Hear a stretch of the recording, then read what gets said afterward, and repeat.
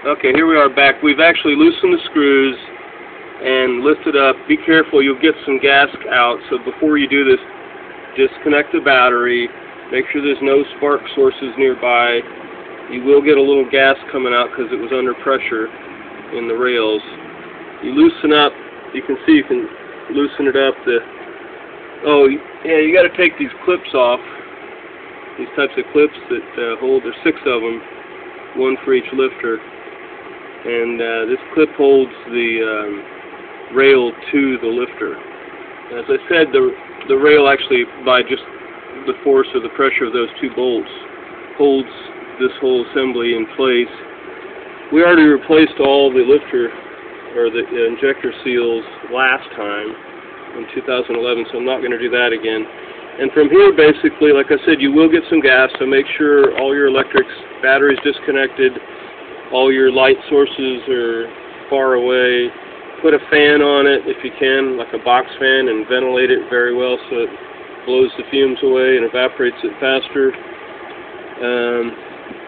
But from here you can, even though there's still a little bit of gas, you can lift up the rail enough to grab the lifter and just wiggle it out of the socket.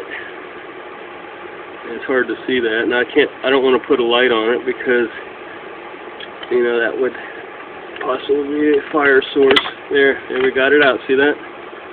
And make sure you don't get anything in there, in that hole. There's the bad lifter, number 2. And we'll set this here on the car, and we'll come get the good lifter, the new one,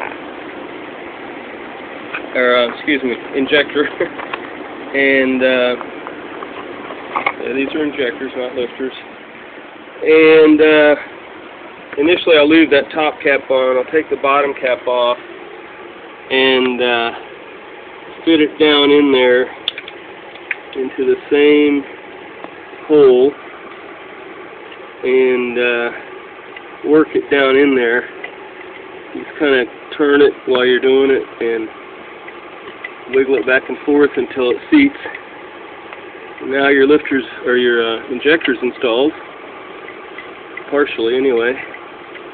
And then from here you just put all your clips back on and push the rail back down on top. Take the plastic cap off, of course. And once you got it all seated properly, you'll have to put these clips on before, onto each lifter before you install it. And then that way it'll grab the rail. And so that for each fuel injector, so you'll have to put this clip I showed you earlier. There's 6 of these, and you put these on each lifter first, and then when you push the rail down, they just snap into place. And so the rail actually holds onto each fuel injector, and that completes the hard part. The rest of it's just basically putting it back together. There's another vacuum line here, so I think we've taken off a total of like 9 or 10 vacuum lines. So you want to keep track of those. I would label them. As I said, label all your injector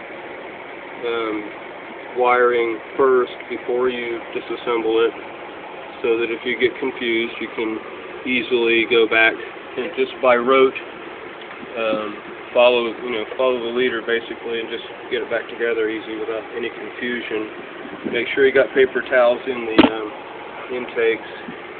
Be careful not to get any sand or anything in the anything you take apart. Like when you take the lifter out, make sure there's not a bunch of crap around the bottom. If there is, you probably want to clean that really well first before you take the injector out.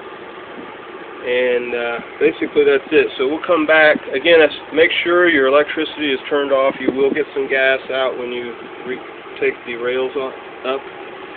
The rails, as I said, again, just lift up enough you can get the injector out and put the new one in. The new one is in. We just got to complete the installation by putting the clips on and pressing the rails down and bolting them back down, torque them to the proper specs for your engine, etc., etc., and then put all your vacuum lines back on, your plenum, all your extra apparatus, seals, all the bolts and stuff that you took out. And be careful when you set stuff in here, because these things actually, the new ones, it can slide underneath, and you'd be lucky if you can get it with a magnet. So we'll come back. Part 5, I guess, is next.